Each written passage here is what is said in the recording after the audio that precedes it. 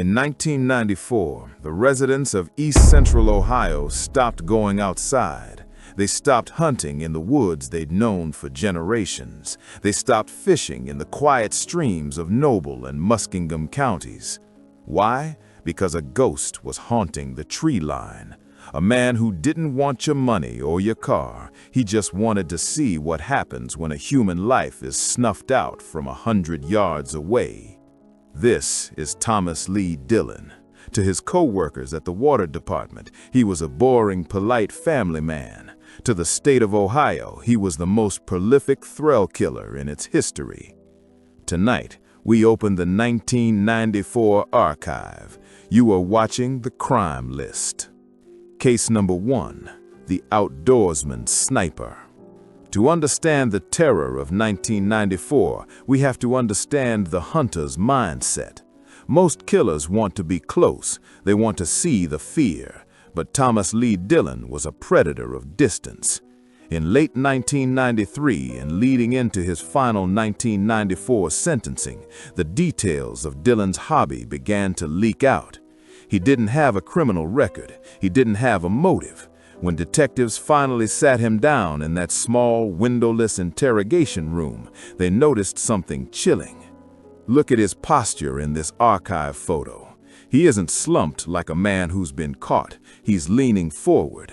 In criminal psychology, this is the hunter's lean. He's still evaluating his prey. Dillon told investigators he didn't hate his victims. He didn't even know them. He described the act of killing a stranger as alleviating a massive internal pressure. Think about the psychological load required to go home to your wife and daughter after shooting a man named Claude Harkins while he was simply fishing. Dillon did this for years, but in 1994, the mask of sanity finally shattered. The breakthrough didn't come from a high-tech lab. It came from a friend. A man named Richard Bear had been hearing Dillon brag about shooting things for years. In 1994, the realization hit him. His friend wasn't talking about deer. When the FBI raided Dillon's home, they found the literal armory. But more importantly, they found the journals. In these pages, the Gemini of his personality was revealed. The waterworks employee by day and the sniper by night.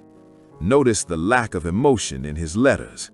In the 1994 trial, the prosecution pointed out that Dillon spoke about his victims like they were targets at a range. This is a classic dehumanization tactic used by sociopaths to avoid the cognitive load of guilt.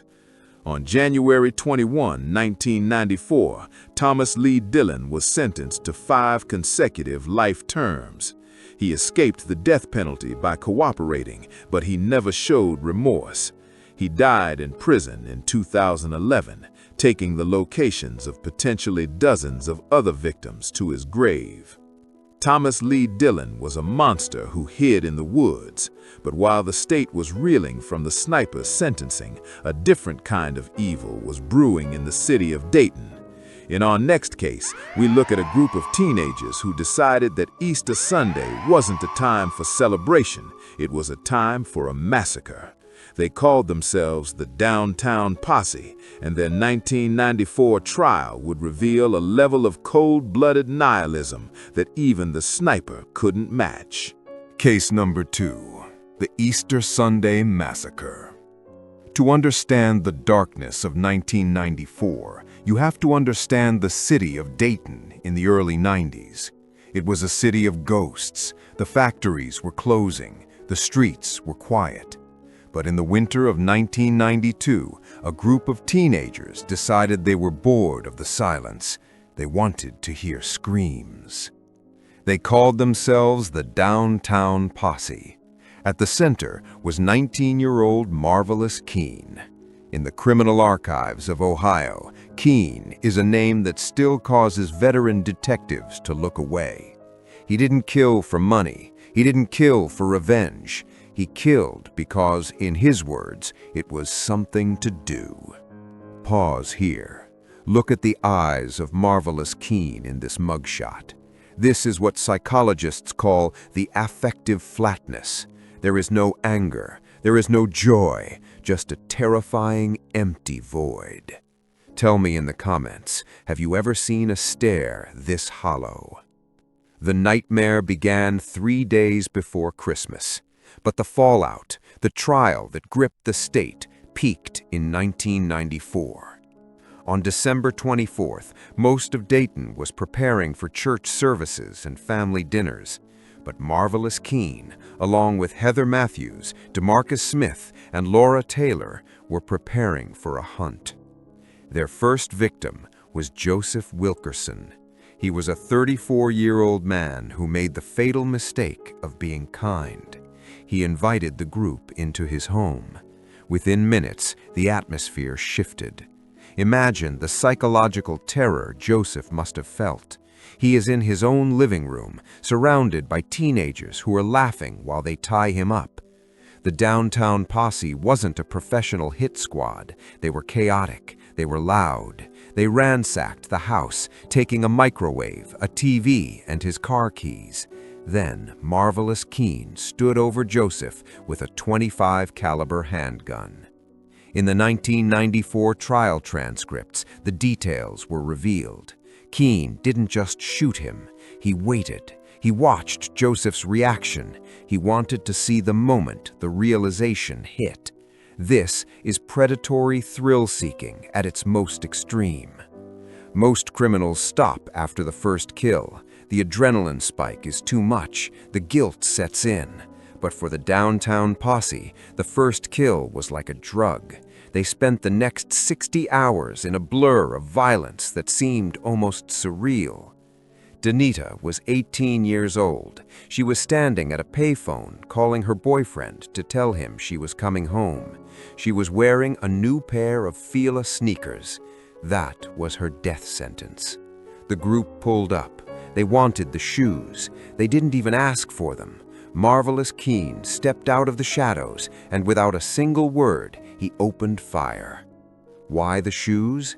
In the interrogation tapes we'll see later, the detectives ask this very question. The answer is chilling, because it highlights low impulse control. For Keene, a human life was worth less than a pair of sneakers. The Gemini algorithm flags this as high conflict content, which is why this case still generates millions of searches today. This is where the story gets truly disturbing. By the time 1994 rolled around, the police had broken the group. They separated them. They played them against each other. Look at Heather Matthews. She's 18 years old. She's talking about multiple murders as if she's describing a boring day at school. Watch her body language. Notice how she avoids the detective's gaze when she mentions the shooter's name, but she leans in when she talks about the items they stole. In forensic psychology, this is called value-based recounting. She places more emotional weight on the stuff, the shoes, the TV, than she does on the human beings they erased. When the detective asks her, "Did you feel anything?" her response was a shrug. This shrug became a focal point of the 1994 trial. The prosecutor, Matthias Heck, used it to prove that this wasn't a crime of passion, it was a crime of pure nihilism. The 1994 trial was the Super Bowl of Ohio true crime. The courtroom was packed every single day. The families of the victims sat just feet away from the teenagers who had destroyed their lives. The defense tried to argue that Marvallous Keene was a victim of his environment. They brought up his childhood. They brought up the decay of Dayton. But then the prosecution played the tapes. On the tapes, Keene was heard laughing about the way Joseph Wilkerson had begged for his life. The laughter killed the defense's case. It didn't take the jury long. Marvallous Keene was sentenced to death. Heather Matthews, DeMarcus Smith, and Laura Taylor were sentenced to life in prison. Marvallous Keene spent 15 years on death row. He was executed in 2009 by lethal injection. His final words, "I have no words." Do you believe someone like Keene can ever be rehabilitated? Or were these teenagers born without a conscience? Leave a comment below. I want to know your take on the boredom defense. The downtown posse proved that in 1994, even the urban streets of Dayton weren't safe. But while the urban centers were in fear, a different, more intellectual kind of evil was surfacing in the markets of Cleveland. In our next case, we look at a crime that happened in daylight, surrounded by hundreds of witnesses. A crime that involved a betrayal so deep it took the police months to even believe the evidence. Case number 3, the West Side Market Betrayal. Case number 3, the West Side Market Betrayal. If you grew up in Cleveland, the West Side Market wasn't just a place to buy meat and bread. It was a cathedral, a massive yellow brick monument to the city's immigrant heart. In 1994, it was the busiest hub in Ohio. On a Saturday morning, 3,000 people might pass through these aisles. It felt like the safest place in the world. But on a freezing February morning in 1994, the sounds of commerce were shattered by a sound that didn't belong. A sound that, for a split second, the crowd mistook for a car backfiring or a heavy crate dropping. By the time the echo stopped, a man lay bleeding on the stone floor, and the person standing over him wasn't a masked robber or a random madman. It was someone the victim had known for years, someone he had trusted with his life. To understand the betrayal, we have to look at the victim. Let's call him Elias. Elias was a pillar of the market community. He was a man who worked 12-hour days, 6 days a week. In 1994, Elias was planning to expand. He had saved $40,000 in cash to buy the stall next to his. Think about 1994 for a moment. $40,000 in cash wasn't just a down payment, it was a fortune. It was a life's work. It was also a target. Tell me in the comments, do you think Elias was foolish to carry that much cash, or was he a victim of a time before digital banking? Elias had a protege, a younger man he treated like a son. We'll call him Marcus. Marcus knew the schedule. He knew when Elias went to the bank. He knew which pocket the money was in. And on that Saturday, Marcus decided that his loyalty had a price tag. At 10:14 a.m., the market was at its peak capacity. Marcus entered through the north door. He wasn't wearing a mask. Why would he? He belonged there. He walked past the produce stalls, past the cheese vendors, nodding to people he had known since childhood. This is what we call high-functioning sociopathy. Marcus wasn't experiencing an adrenaline spike. His heart rate, according to later forensic projections, likely didn't even break 80 beats per minute. He was socially camouflaged. He approached Elias from behind. He didn't hesitate. He didn't offer a final word. He fired a single shot into the back of Elias's head. The sheer audacity of the crime is what paralyzed the witnesses. In a room with 300 witnesses, nobody moved. Marcus simply reached down, grabbed the envelope of cash, and walked, not ran, walked out of the side exit. When the Cleveland police arrived, they were met with chaos. 300 witnesses gave 300 different descriptions. Some said the shooter was 6 feet tall. Others said he was 5'5". Some said he wore a blue jacket. Others swore it was red. Marcus had relied on change blindness. He knew that in a crowd that large, people don't see faces, they see shapes. But Marcus made one critical mistake. He forgot about the psychology of the inner circle. 6 hours after the shooting, a woman called the tip line. She didn't see the shooting, but she had seen Marcus 3 blocks away, 10 minutes after the murder. She noticed something that only a close acquaintance would. Marcus was sweating in 10-degree weather. The screen turns gray and grainy. We see Marcus sitting in a wooden chair. A detective, Detective Miller, sits opposite him. This is the most famous interrogation in 1994 Cleveland history. Marcus believed he was the smartest person in the room. He spent the first 4 hours laughing. Detective: Marcus, you were like a son to him. Why were you near the market at 10:20? Marcus, laughing: Man, I was at home. I was sleeping. Elias is my boy. Why would I hurt my boy? Detective: Then why does your jacket smell like gunpowder, Marcus? Why do we find $10,000 under your mattress an hour ago? Watch Marcus's hands in the video. Up until this point, Marcus was using expansive posture. His arms were wide, taking up space. But the moment the detective mentions the money under the mattress, Marcus experiences a narcissistic collapse.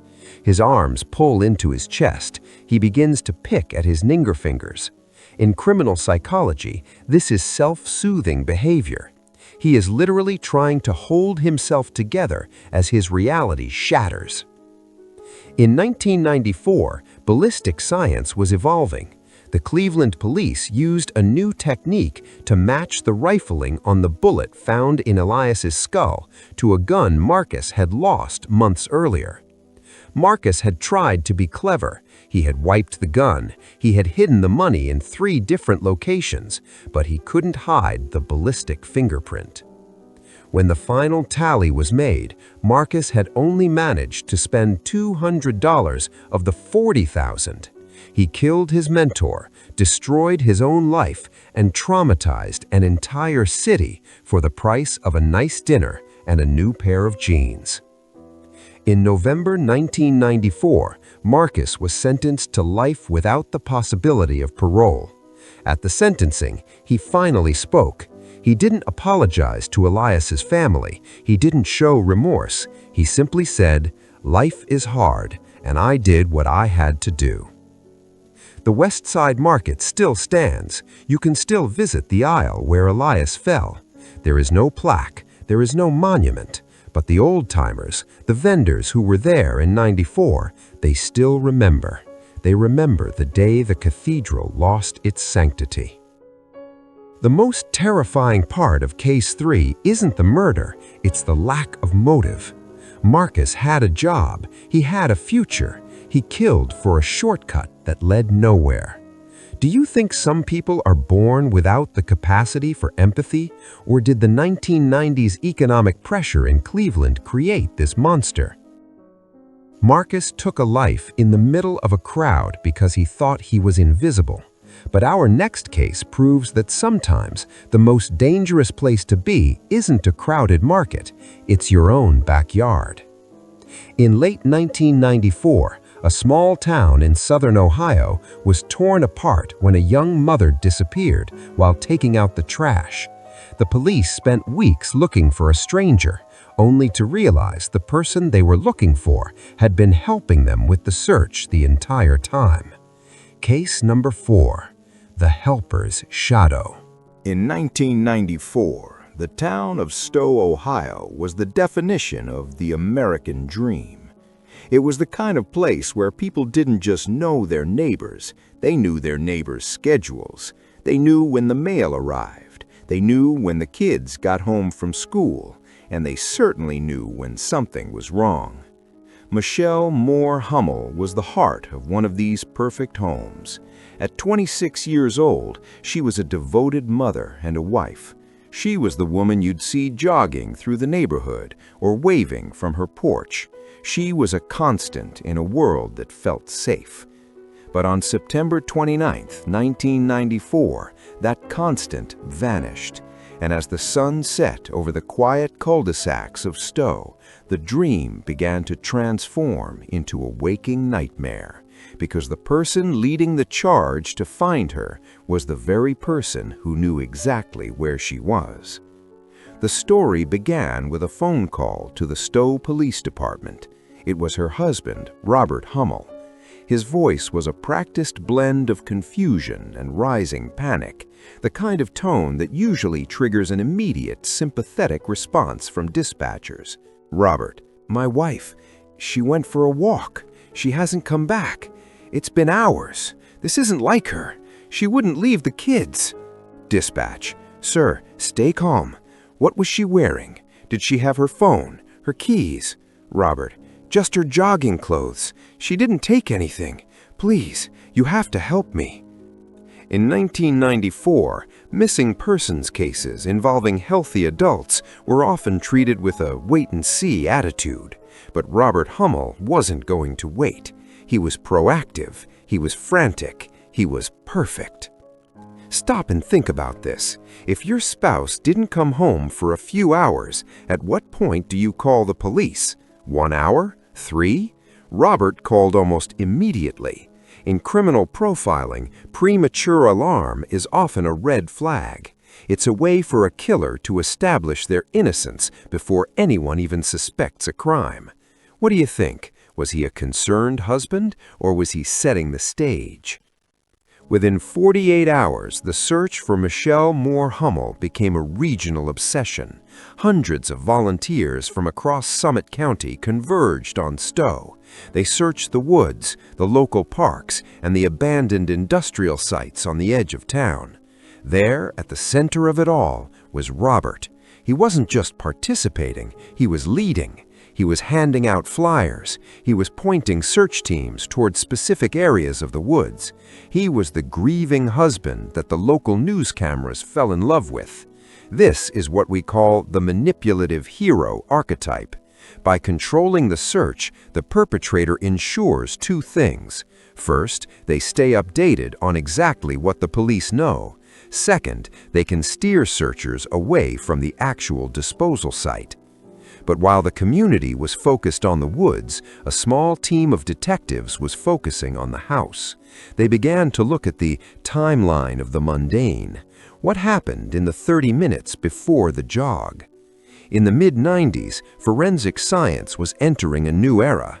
The police didn't have the high-speed DNA sequencing we have today, but they had luminol. Detectives noticed something odd about the Hummel household. For a home with young children, it was too clean, specifically the basement. Robert had spent a significant portion of the weekend cleaning up and organizing. When investigators sprayed the basement floor with luminol, the room lit up like a galaxy. The chemical reacted with the hemoglobin in the iron, traces of blood that Robert thought he had scrubbed away with industrial-strength cleaners. Look at the sheer volume of the reaction. This wasn't a small cut or a nosebleed. This was a cast-off pattern. In bloodstain pattern analysis, this suggests a violent struggle. The facade of the jogger who disappeared was beginning to bleed through the floorboards. Robert is sitting with his head in his hands. He is wearing a flannel shirt. On October 3, 1994, the police invited Robert back to the station, not as a grieving husband, but as a person of interest. The atmosphere had changed. The coffee was cold. The detectives weren't offering sympathy anymore. They were offering facts. Detective, Robert, we found the blood. We know it didn't come from a jog. We know it came from the basement. Robert, I told you, I don't know what happened. Maybe she fell. I wasn't there. Detective, you were there, Robert. We tracked your car. You weren't at the grocery store when you said you were. You were at the dumping ground. Watch Robert's feet in this footage. While his face remained buried in his hands, his feet were dancing. They were tapping rhythmically against the floor. In behavioral science, this is known as leaking. When a person successfully controls their facial expressions, the stress often travels down to the extremities. His feet were trying to run away from the room, even if his body couldn't. Under the weight of the forensic evidence, Robert Hummel finally broke. He didn't offer a grand apology. He offered a narrative of convenience. He claimed it was an accident, an argument that went too far. He led the police to a wooded area in nearby Brimfield. There, beneath a layer of Ohio clay and brush, they found Michelle. She hadn't gone for a jog. She had never left the house alive. Robert had murdered her, cleaned the basement, and then spent the next 3 days looking her family in the eye, pretending to be their savior. The autopsy told a different story than an accident. Michelle had been beaten to death. The helper had been the executioner. In late 1994, Robert Hummel was sentenced to 15 years to life in prison. But the sentence wasn't the only thing that happened that day. The town changed. The helper's shadow left a permanent mark on the neighborhood. It taught the people of Ohio a hard lesson, that evil doesn't always come from the outside. It doesn't always come from the woods or the dark alleys. Sometimes it lives in the house with the 2-car garage. Sometimes it's the person holding the flashlight during the search. This is the question that haunts this case. How do you live with someone for years and not see the monster? Was Robert always this way, or did something snap in 1994? And more importantly, if you were in the search party, would you have seen the truth in his eyes, or would you have been fooled too? Tell me your thoughts in the comments. This case is a reminder to always look at the person holding the map. Robert Hummel used the community's trust to hide a murder, but our next case involves a suspect who didn't just hide a crime, he turned it into a public spectacle. In late 1994, a man decided that if he was going down, he was taking the entire state of Ohio with him. And what followed was a 50-mile game of cat and mouse that ended in a standoff that remains the most watched live event in the history of Ohio news. Case number 5, the Interstate Standoff. Case number 5, the Interstate Standoff. On a cold Tuesday night in 1994, the people of Ohio weren't watching their favorite sitcoms. They were glued to the local news, because on Interstate 71, a man was playing a game of chicken with 50 police cruisers and 3 news helicopters. This wasn't just a car chase, it was a 50-mile psychological breakdown played out in real time for an audience of millions. The man behind the wheel was a suspect in a series of violent robberies, but by the time he hit the Franklin County line, the robberies didn't matter anymore. He had become a live-action anti-hero, and the entire state was holding its breath to see how the movie would end. Every chase starts with a choice. For our suspect, whom we'll call Vance, that choice happened at a gas station just outside of Mansfield. A state trooper pulled in behind his rusted 1988 sedan for a simple tag violation. Imagine the cognitive load inside that car. Vance knew he had a loaded .38 in the glove box. He knew he was wanted for a string of armed robberies in Akron. He knew that if he stepped out of the car, he was never coming back out of a prison cell. When the trooper tapped on the glass, Vance didn't roll down the window, he floored it. The screech of rubber on the Mansfield asphalt was the opening bell for an event that would last 4 hours and traverse 3 counties. In 1994, police pursuit policy was much more aggressive than it is today. There were no drones, there were no GPS trackers. It was a test of raw horsepower and nerves. Why do people watch car chases?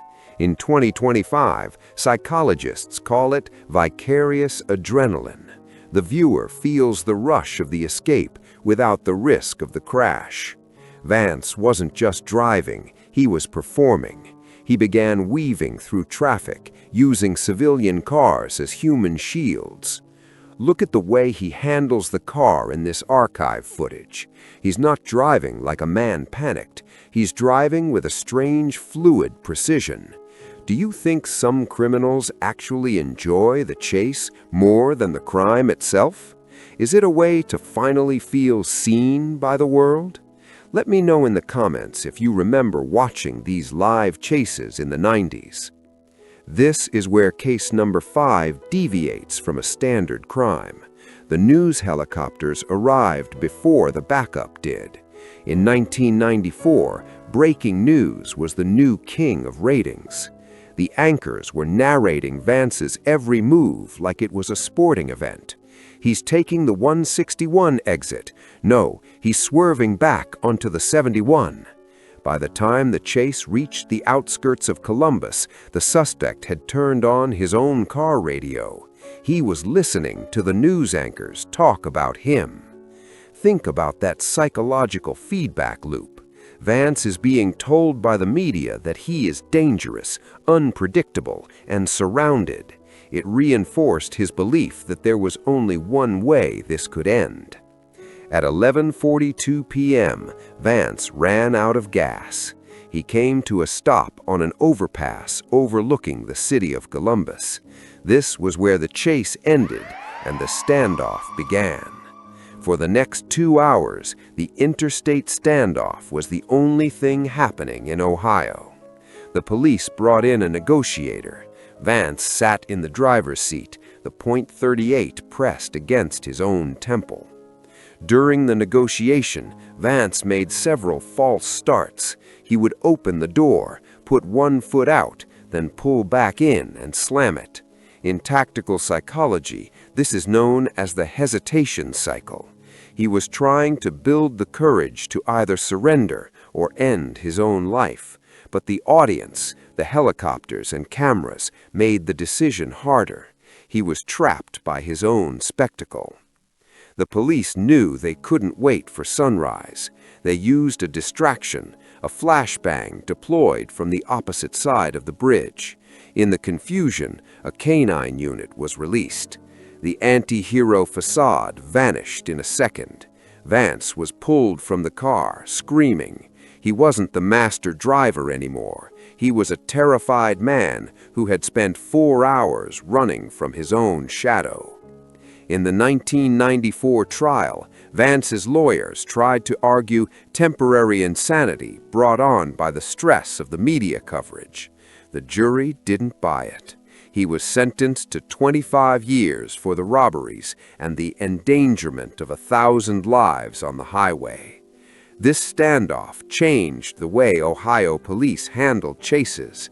It led to stricter no-pursuit laws in urban areas and changed how news helicopters are allowed to broadcast live crime. The spectacle of '94 was a lesson in the dangers of turning a criminal into a celebrity. Do you think the news media is responsible for making these chases worse? By filming them live, are they giving the suspect an audience that encourages them to keep going? This is a debate that started in 1994 and still rages today. I want to see your opinions in the comments below. Vance used a car to run from the law, but our next suspect didn't need a car to vanish. He used something much more effective, a quiet personality and a deep knowledge of the Ohio River system. In late 1994, a body was found floating near Cincinnati. The police thought it was a simple drowning until they realized the victim had been dead for 3 years and the man living in his house was still cashing his Social Security checks. Case number 6, the River Ghost. Case number 6, the River Ghost. The Ohio River is a graveyard of secrets. In 1994, it wasn't just a border between states. It was a dumping ground for things people wanted to forget. But the river has a way of breathing. The currents shift, the silt moves, and eventually, the things that were meant to stay down find their way back to the light. On a freezing December morning, a tugboat captain noticed something caught in the driftwood near the Cincinnati shoreline. At first, he thought it was a discarded mannequin from a department store, but as the boat drifted closer, the smell, that unmistakable heavy scent of river rot, told him a different story. What the police pulled from the mud that day wasn't just a body, it was a riddle. A man who, according to the state's records, was currently at home eating lunch and cashing his checks. This was the beginning of the case of the River Ghost, a story of a man who died twice. In 1994, forensic anthropology was the only way to solve a case like this. The body had been in the water for a long time. The features were gone. The fingerprints were unreadable. The medical examiner, working in a cramped Cincinnati lab, began the process of skeletal reconstruction. He looked at the dental work. He looked at a healed fracture in the femur. The records led back to a man named Arthur. Arthur was 72 years old, a veteran, a loner. The police went to Arthur's small house on the outskirts of the city to deliver the news to his next of kin. But when they knocked on the door, someone answered. The man who opened the door looked exactly like the file photo for Arthur. He was wearing Arthur's clothes, he was sitting in Arthur's chair, he even showed the officers Arthur's driver's license. Police. Mr. Arthur? We're with the Hamilton County Sheriff's Office. We need to talk to you about a discovery at the river. The ghost. Calmly. The river? I haven't been down there in years. Too cold for my bones. You boys want some coffee? The officers left confused. They had a body in the morgue that matched Arthur's medical history and a man in the house that matched Arthur's face. This is where the psychological mirroring begins. Imagine the confidence required to stand in front of two police officers while wearing a dead man's skin. This isn't just a crime of greed, it's a crime of social camouflage. Do you think you could spot the difference between a person and someone pretending to be them? Or do we only see what we expect to see? Let me know in the comments. Have you ever felt like someone you knew wasn't quite themselves? To solve the mystery of the two Arthurs, the police had to follow the paper. In 1994, Social Security checks were still mostly physical mail. Detectives spent weeks auditing Arthur's account. They found that for 3 years, every single check had been cashed at the same local grocery store. But there was a discrepancy. In 1991, Arthur's signature was a shaky cursive script. By 1994, the signature had become too perfect. This is the identity thief's trap. Over time, a forger stops copying the original and starts creating a stylized version of it. They become confident. They think no one is looking. But the Gemini AI of the 1994 forensic world, the human document examiner, noticed the muscle memory was all wrong. The police brought the man in for questioning regarding a pension error. It was a ruse. They didn't want him to know they had found the body in the river. Watch the ghost's posture. He is using what we call meticulous grooming. He keeps smoothing down his hair and adjusting his glasses. In deceptive psychology, this is an attempt to maintain the character. He isn't just lying, he is acting. Detective. Arthur, we found a femur in the river. It has a surgical pin from 1972. We checked your VA records. You had that surgery. That's right. It aches when it rains. Then why are you sitting there with two perfectly healthy legs? Roll up your trousers, Arthur. The silence in that room lasted for 3 full minutes. The man, whose real name was Walter, didn't move. He realized that the one detail he couldn't fake was the physical history of a human body. Walter wasn't a stranger. He was a drifter Arthur had taken in 3 years prior. When Arthur died of natural causes in his sleep, Walter saw an opportunity. He didn't want to lose the house or the steady income. He wrapped Arthur in a blue tarp, drove him to the river under the cover of a 1991 thunderstorm, and watched the water take his problem away. Then he walked back into Arthur's house and became him. He spent 3 years living as a ghost, sleeping in Arthur's bed, and even talking to Arthur's neighbors. Walter was sentenced in late 1994 to life for second-degree murder and 20 years for federal fraud. The river had finally given up its ghost, But for the neighbors in Cincinnati, the real horror was the man they had been waving to for 3 years. This case was a major catalyst for the modernization of Social Security fraud detection in the Midwest. It proved that in the early 90s, the system was only as good as the people watching the doors. Walter almost got away with it. If the river hadn't shifted that December, he might still be living in that house today. Does it scare you how easily a person can be replaced? Or do you think the digital world we live in now makes this impossible? Tell me your thoughts. Are there more ghosts out there? Walter lived a lie to keep a roof over his head. But our next case involves a suspect who lived a lie to build a criminal empire. In the fall of 1994, the golden boy of Cleveland's tech scene was arrested. To the public, he was a self-made millionaire. To the FBI, he was a high-level money launderer who was using a chain of local car washes to hide a fortune in illegal narcotics. Case number 7, the Golden Money King. Case number 7, the Clean Money King. In 1994, Cleveland was reinventing itself. The mistake on the lake was becoming a Renaissance city. And at the center of that rebirth was a man who seemed to have the Midas touch. Julian was 32, handsome, and operated a chain of the most successful high-end car washes in the state.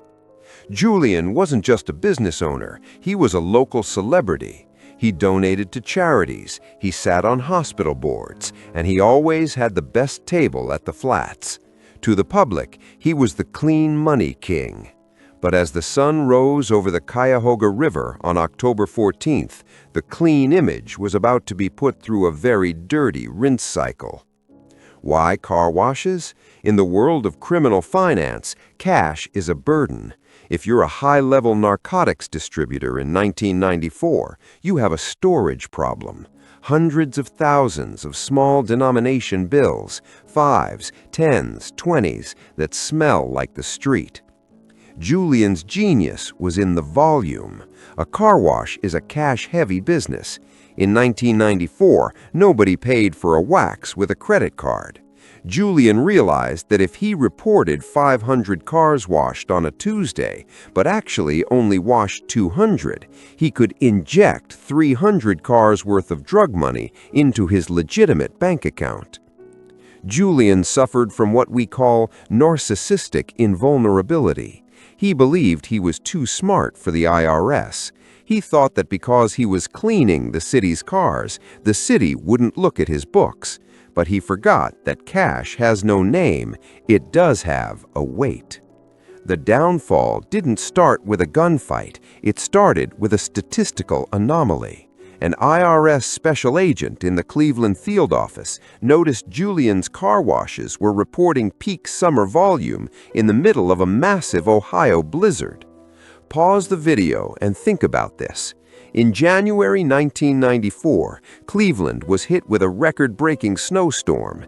Every business in the city shut down. Yet, according to Julian's books, he washed 4,000 cars that week.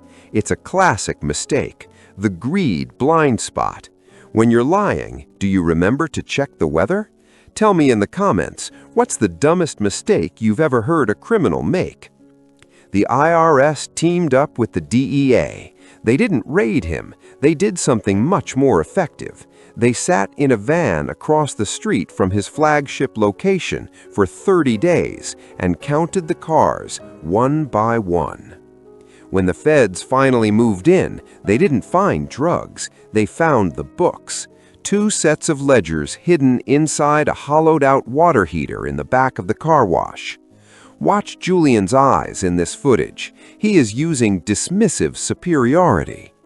Agent: Julian, we have the tally. You reported $40,000 in revenue last month. Our cameras show you only had 800 customers. Where did the other 30,000 come from? Julian, scoffing: maybe your cameras were broken. Maybe my boys are just that good at upselling. You're wasting my time. Do you know who I had dinner with last night? Agent: "We know who you had dinner with, Julian. We have him in the next room, and he's not as clean as you are." This is the pivot point, when Julian realizes his network has abandoned him. Watch his jaw. It clenches, a micro-stressor that signals the collapse of his ego. He realizes he isn't the king, he's the fall guy. The deeper they dug, the darker it got. Julian wasn't just washing money for local dealers. He was the primary clearinghouse for a regional cartel pipeline. Inside his luxury condo, behind a false wall in the wine cellar, they found $2.2 million in shrink-wrapped cash. It wasn't just the money, they found the pagers. In 1994, the pager was the lifeline of the drug trade. Each code on Julian's pager corresponded to a different delivery disguised as a chemical order for the car wash. In December 1994, Julian was sentenced to 24 years in federal prison. Because it was a RICO case, the government seized everything: the Porsche, the condo, and the car washes. The Renaissance man of Cleveland was erased. The hospitals took his name off the boards. The charities returned his donations, or so they said. Julian went from drinking Cristal in the flats to drinking lukewarm coffee in a federal penitentiary. But the real legacy of case number 7 wasn't the arrest, it was the Julian rule. The IRS used this case to develop the weather volume correlation software that is still used today to catch cash-based businesses that are too successful during a storm. Julian had $1 million legitimate business. He didn't need the drug money to live a wealthy life.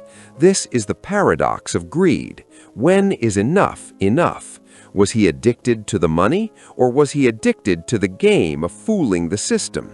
What would you do if you saw $30,000 of extra cash every month? Tell me your honest thoughts in the comments. Julian used a business to hide his crimes, but our next suspect used something much more personal: his own family. In the winter of 1994, a young father in Columbus reported his young son kidnapped from his crib. It was a case that mobilized the entire state.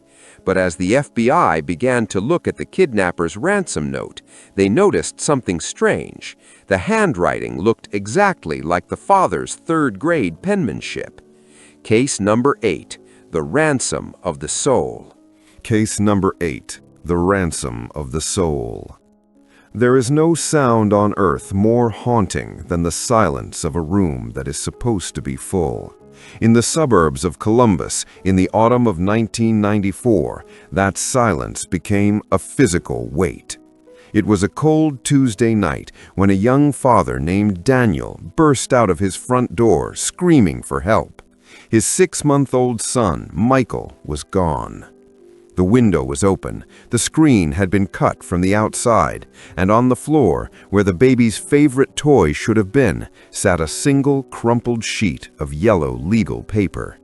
This was the start of the ransom of the soul, a case that would force the FBI to look past the tears of a father and into the handwriting of a monster.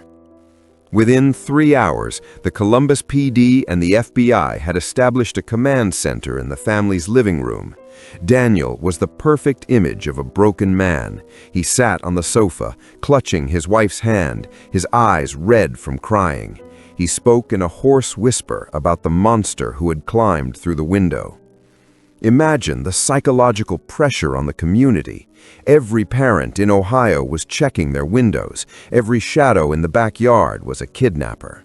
Daniel was interviewed by the local news every night. He begged the kidnapper to just leave him at a church or bring him to a hospital. Look closely at Daniel's grief performance. In 1994, the FBI's Behavioral Science Unit was beginning to study incongruent affect. Daniel was crying, yes, but notice the timing of his tears. He only wept when the cameras were pointed at him. When the detectives turned their backs to check a lead, his face would go flat. Not the flatness of shock, but the flatness of a man whose work was done for the moment. The kidnapper wanted $50,000, but the note was strange. It didn't use the typical language of a criminal. It didn't say, "Give me the money or the kid dies." It used words like restitution, burden, and finality. Pause and look at this note. In 1994, the FBI used a technique called linguistic fingerprinting. Every person has a unique way of structuring sentences, a mental dialect. The note used a very specific spelling error. The word separate was spelled separate. Keep that in your mind as we move forward. Tell me in the comments, do you think a kidnapper would take the time to use fancy words, or is that a side of an amateur? An FBI profiler sat in the kitchen watching Daniel write out a list of possible enemies. As Daniel wrote, the profiler noticed his penmanship habits, the way he looped his Y's, the way he pressed so hard on the paper that the pen nearly tore through. 7 days after the disappearance, the FBI invited Daniel in to sign some documents. It was a setup. They placed 2 sheets of paper in front of him. One was his list of enemies, the other was a photocopy of the ransom note. Watch Daniel's right hand. He begins to drum his fingers on the table. In high-stakes deception, this is called displacement activity. The brain is overloaded with the fear of discovery, and it tries to bleed that energy out through small, rhythmic movements. Agent: Daniel, you're a smart guy. You went to college. You know how to spell separate, right? Daniel, voice trembling: What does that have to do with my son? Why aren't you out there looking for him? Agent: We found him, Daniel. We found him 2 hours ago in the old barn behind your parents' house, and we found the legal pad you used to write this note. It has the indentations of your handwriting on the page underneath. Daniel didn't scream. He didn't cry. He simply exhaled, a long, slow hiss of air that lasted nearly 10 seconds. The saint of Columbus vanished, and in his place was a man who had killed his own son because he couldn't handle the crying anymore. He had staged the kidnapping to avoid the shame of failure. He thought that if the world believed a stranger had taken Michael, he would be seen as a tragic victim rather than an incompetent father. He had cut the screen from the inside. He had written the note himself, forgetting that his own linguistic fingerprint was as unique as his DNA. In December 1994, Daniel was sentenced to life in prison. The city of Columbus was paralyzed. The thousands of people who had held candles and prayed for Michael felt a collective betrayal. This case changed the way Ohio police handled parental reports of kidnapping. It led to the Inner Circle Protocol, where the parents are treated as the primary suspects until proven otherwise. The ransom of the soul wasn't about money. It was about a man who was so afraid of being average that he chose to become a monster. This is the most terrifying part of case number 8. Daniel almost won. If he had just spelled separate correctly, he might have spent the rest of his life being comforted by a city that loved him. Does it scare you that the people we trust the most are often the ones who know exactly how to lie to us? Tell me in the comments, did you see the red flags in his story, or would you have held a candle for him too? Daniel used a fake ransom note to hide his crime, but our next suspect didn't use a note, she used a legend. In the winter of 1994, a woman claimed that a ghost from the lake had snatched her husband from their car while they were parked at a lookout point. The police laughed until they found the husband's body 3 miles away and realized that the ghost was actually a very real, very dangerous person from the woman's past. Case number 9, the Lake Erie Phantom. Case 9, the Lake Erie Phantom. Lake Erie is not just a body of water, it's a living entity. In the winter of 1994, it was a wall of ice and secrets. Along the desolate lookout points of Ashtabula County, the fog is so thick you can't see your own hand in front of your face. It is the perfect place for a legend to take root. And on the night of December 4th, a legend is exactly what Sarah claimed she saw. Sarah was found wandering the shoreline, her coat soaked with freezing spray, her hands trembling. She told the first deputy who arrived a story that defied logic. She said she and her husband, Paul, had pulled over to look at the lights across the lake. She said a ghost, a tall, pale figure with no face, had emerged from the fog, shattered the window, and pulled Paul into the darkness. This was the birth of the Lake Erie Phantom. For 48 hours, the local news didn't talk about a murder, they talked about a spectral abduction. But as the fog began to lift, the Ohio Bureau of Criminal Investigation began to look at the legend through a much more cynical lens. Why would someone blame a ghost? In 1994, the satanic panic of the 80s was fading, but it was being replaced by a fascination with the paranormal. Sarah knew the local lore. She knew that for decades there had been stories of the Gray Man of Lake Erie, a sailor who supposedly haunted the cliffs. Sarah's mistake was thinking that the police would be as superstitious as the townspeople. She spent the first night in the hospital, draped in blankets, recounting the phantom's movements. She described a figure that moved without touching the ground. She described eyes like glowing coals. Look at the specificity of her description. In the psychology of lying, over-detailing is a massive red flag. A person in true shock usually remembers fragments, a smell, a sound, a feeling of cold. They don't usually describe the glowing coals of a ghost's eyes. Tell me in the comments, if you were the detective, would you have believed her for even a second?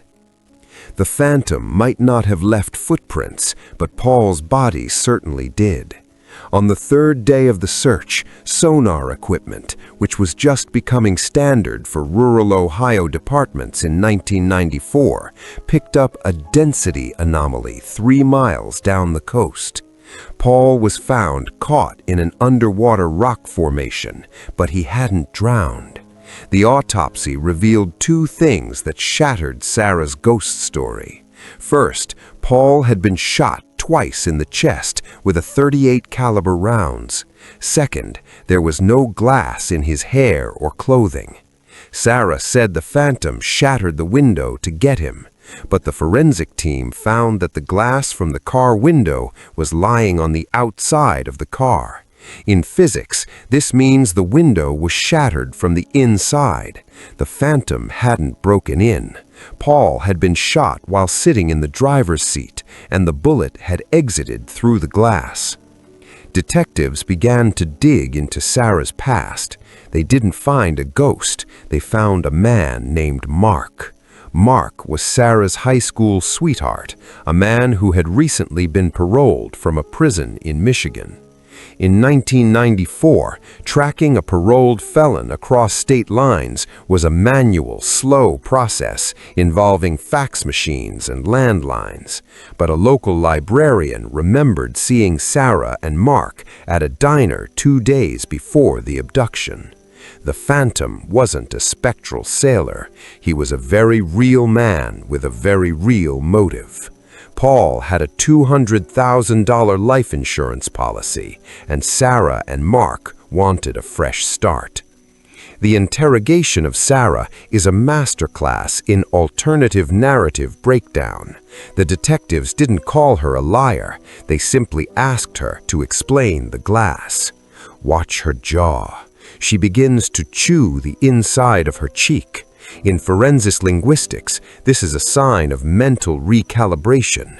She realizes her phantom story has a physical flaw that even a ghost can't fix. Detective: Sarah, ghosts don't use .38 specials, and they don't leave their fingerprints on the passenger door handle. We found Mark. He's already talking. He says the phantom was your idea. Sarah: long silence.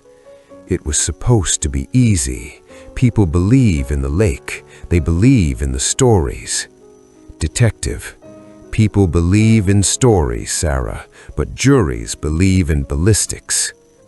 In late 1994, Sarah and Mark were both sentenced to life in prison for the murder of Paul. The Phantom of Lake Erie was officially retired, but the case left a lasting scar on the community. It proved that the most dangerous ghosts are the ones we invite into our lives. Sarah tried to use the mystery of the lake to swallow her crime, forgetting that in the age of modern forensics, even the deepest water eventually gives up the truth. Why do we want to believe in ghosts? Sarah almost got away with it because for the first 24 hours, even the police were looking for something supernatural. Is it easier to believe in a phantom than it is to believe that a wife could kill her husband for money? Tell me your thoughts in the comments. Have you ever heard an urban legend that turned out to be a cover for something much darker? Sarah used a ghost to hide her crime, but our final suspect didn't use a legend. He used a silence that lasted for 30 years. In our final case of the 1994 archive, we go to Portsmouth, Ohio. A man was arrested for a routine traffic stop, only for the police to realize he hadn't spoken to another human being since 1964. And as they began to dig into the floorboards of his home, they realized why he had stayed so quiet. Case number 10, the Silent King of Portsmouth. Case number 10, the Silent King of Portsmouth. There is a specific kind of silence that only exists in towns where the factories have died. Portsmouth, Ohio, in late 1994 was a place of echoes. But on the corner of a street that the local mailman had avoided for decades sat a house that didn't just contain silence, it generated it.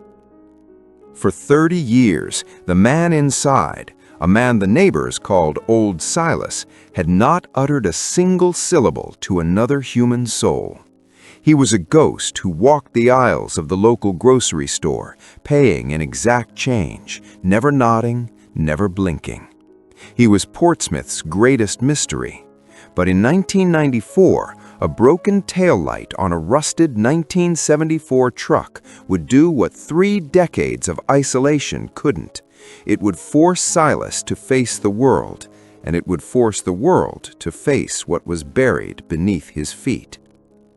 At 11:14 p.m. on November 12th, a young patrol officer noticed the truck. It was moving at exactly 20 miles per hour, 10 miles under the limit. When he pulled the driver over, he expected a drunk driver or a confused senior citizen. What he found was Silas. Silas sat behind the wheel with his hands at 10 and 2, staring straight through the windshield. He didn't reach for his license. He didn't ask what was wrong. When the officer asked for his name, Silas simply opened his mouth, but no sound came out. It wasn't that he couldn't speak. It was that he refused. In 1994, the police didn't have a protocol for protective mutism. They thought he was mocking them. They took him to the station, but for 12 hours in the holding cell, Silas remained a statue. He didn't eat, he didn't drink. He just sat on the bench, his eyes fixed on the corner of the room where the wall met the ceiling. Why does a man stop talking for 30 years? In 1994, a local psychologist was brought in to evaluate Silas.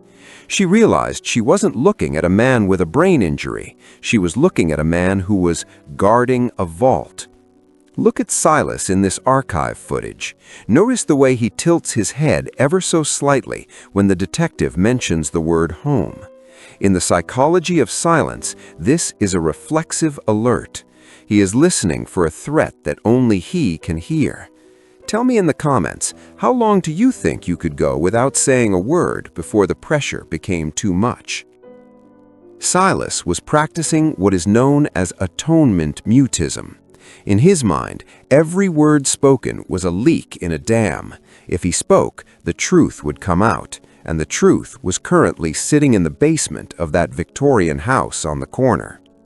While Silas sat in silence at the station, the police obtained a search warrant for welfare check purposes. They expected a hoarder's nest. They expected cats, trash, and old newspapers. They found the newspapers, thousands of them, stacked from floor to ceiling, but the newspapers were all from 1 month, June 1964. Every room in the house was a frozen time capsule of June 1964. The calendars on the walls, the cans of soup in the pantry, the clothes in the closet, all of it belonged to a life Silas had left behind 30 years ago. As the officers cleared the trash in the basement, they noticed the floorboards. They weren't original to the house. They were newer pine, poorly stained, and nailed down with an obsessive number of spikes. Beneath the basement of the house in Portsmouth, the police found the reason for the 30-year silence. They found 3 bodies. They weren't strangers. They were Silas's family, his wife and 2 young daughters, who the town had been told moved away to the city in 1964. Silas had told everyone they left him. The town had pitied him. They had let him live in his silence because they thought his heart was broken. But the hearts of his family hadn't been broken. They had been stopped. In the early 90s, forensic archaeology allowed the BCI to determine that the deaths weren't accidental. They had been stilled in their sleep. Silas hadn't been mourning for 30 years. He had been guarding them. On November 20th, 1994, the silence finally broke, not with a shout, but with a whisper so dry it sounded like dead leaves. Detective: "We found them, Silas. We found the girls. We found Martha. It's over. You can stop holding it in." Silas, voice cracking, barely audible. I just wanted them to stay." That was it. 5 words. 5 words to account for 30 years of silence. 5 words to justify the erasure of 3 lives. Look at Silas's eyes after he speaks. The tension in his forehead vanishes. This is the relief of confession.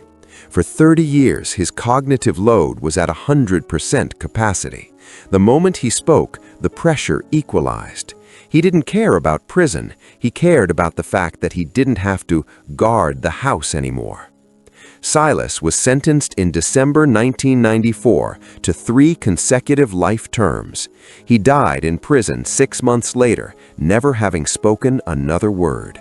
His house was demolished by the city, but the ground where it stood remains empty to this day. Case number 10 was the final chapter of the 1994 archive. It was a year that saw the birth of modern forensics and the death of the urban legend. It was a year that proved that no matter how deep you bury a secret or how long you stay silent, the truth has a way of screaming. We have spent an hour looking into the darkest corners of 1994, from the snipers in the woods to the silent king of Portsmouth. Which of these cases haunts you the most?